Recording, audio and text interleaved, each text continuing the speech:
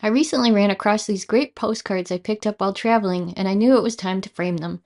But rather than purchase something new, I thought, hey, let's dip into my scrapwood collection to make something fresh and custom for free. The bonus here, too, is I get to use up scrap wood. Right off, I found some pieces of 3/4 inch birch plywood, which were perfect. Scrounging around further, I found some leftover wood lath pieces as well. Luckily, the larger piece of plywood was already a great size for two of the postcards. Next was the wood lath, which I used for the sides to hide the edges of the plywood and also give this a shadow box type of effect. Rather than measure and measure, I marked where the plywood ended and cut the lath from there so the measurement would be exact.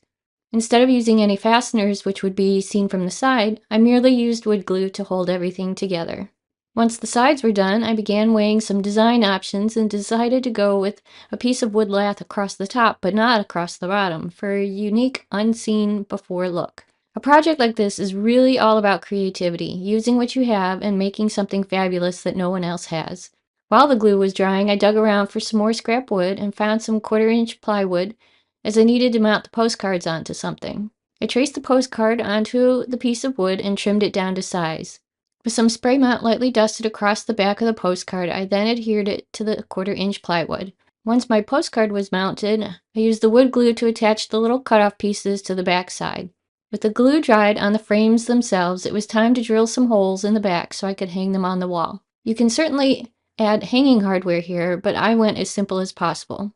At this point, you can stain the wood, paint it, seal it up as is, or in my case, I just left it bare. All that was left for assembly was to attach my artwork to the frames, where I again went with wood glue. You could also use hot glue for this, or if you want the art to be less permanently attached, use something removable. Okay, off to hang these up. After figuring out where on the wall I wanted these, I tapped in a few nails and I was good to go. Fabulous, right? Truly one-of-a-kind pieces that not only enhance the postcards, but make this area feel warm, which is exactly what I was going for. I'm going to take this air dry clay and this silicone cake mold that I got off of Amazon, and I'm going to make something really unique and creative. So I'm going to begin by pushing my air dry clay into the silicone mold, picking one of the designs that I like, and then evening it out with a rolling pin.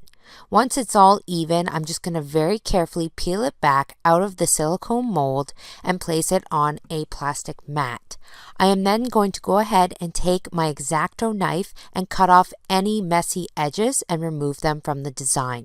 I'm going to repeat this process several times, and then I'm going to take a thrift store frame that I picked up for 99 cents, and I'm going to just go ahead and lay my clay over top of the frame, cutting off the excess.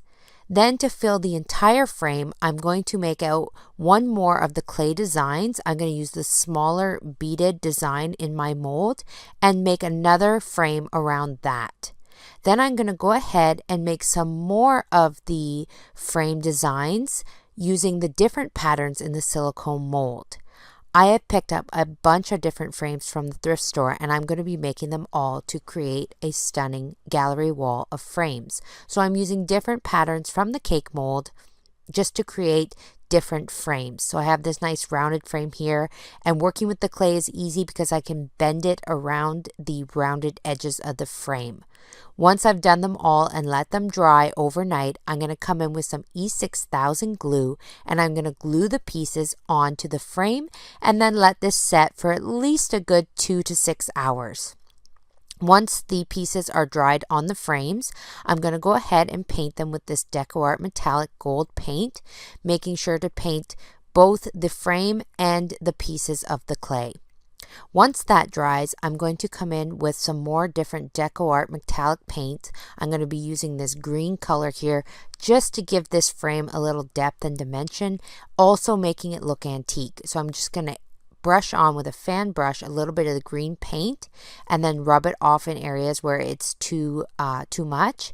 Then I'm going to come in with the Deco Art Metallics in the shade Worn Penny, and I'm going to brush this over top as well, and this is going to give this that real patina gold looking frame look. I'm going to print out some pictures that I found online of vintage art, and then I'm going to cut them to fit in the frames. And with that, this project is complete, and I can go ahead and hang my frames up on my wall. And while these aren't real antique frames, I can take pride in knowing that I made something special with thrifted frames that would otherwise go in a landfill. I really hope that you enjoyed this project. I hope it inspires you to get creative with plain old boring frames and do something unique for your home. I've been wanting to create a piece of art with a thrifted window frame, but I haven't been able to find one, so I decided to make my own. I'm starting this project with the frame. I want to paint it to look like an old window, so I'm using this beige colored paint for the base layer. Now that I have that layer on, I want to create some texture on the frame. I'm going to use this thick texture medium and with a small trowel to put it on. The paste is going to harden and give the frame the look of an old layered paint that's been on there for a long time. Now that the texture medium is dry, I'm going to cover those spots with the same beige paint that I used for the first layer. Next, I want to make my faux window panes on the glass. To do this, I'm going to find the middle both vertically and horizontally and start with a piece of painter's tape marking those spots. I want to add one piece of tape to either side now so that I can remove the middle, and that's going to create a space where I can paint and create panes. Using some white chalk paint, I can now fill in that middle part of the painter's tape and make my faux window panes. With everything painted, I want to create the flowers on the window now. I've chosen some folk art type flowers that I love and I've printed them out. This is the perfect way to create a piece of art if you don't feel confident hand painting something. I'm going to arrange and tape these to the front of the glass with the pictures facing through to the back. I actually want to paint the flowers on the back of the glass so that it looks like you're looking through a window when you see them. Using small artist brushes, I can now paint each of the flowers using the printed flower as my guide. I'm just using fun folk art colors that match the style of the flowers and the stems. I'm probably going to need to paint each one of them twice just to make sure the paint is nice and dark. Now that everything's dry, I can go ahead and remove the pattern flowers and then find a new place for my piece of art. How fun is this piece? I love that I was able to turn the thrifted frame into something special. I hope this has inspired you to give your old frame or window a makeover as well. Grab some wood bun-shaped table legs. Take one of the wood legs and with some pliers unscrew the screw from the leg. Take a second bun foot and screw it into the vacant hole of the first foot. Take the third bun foot and remove its screw as well. With a spade drill bit, I used a 7/8 inch bit, and drill a hole about 3/4 to 1 inch deep.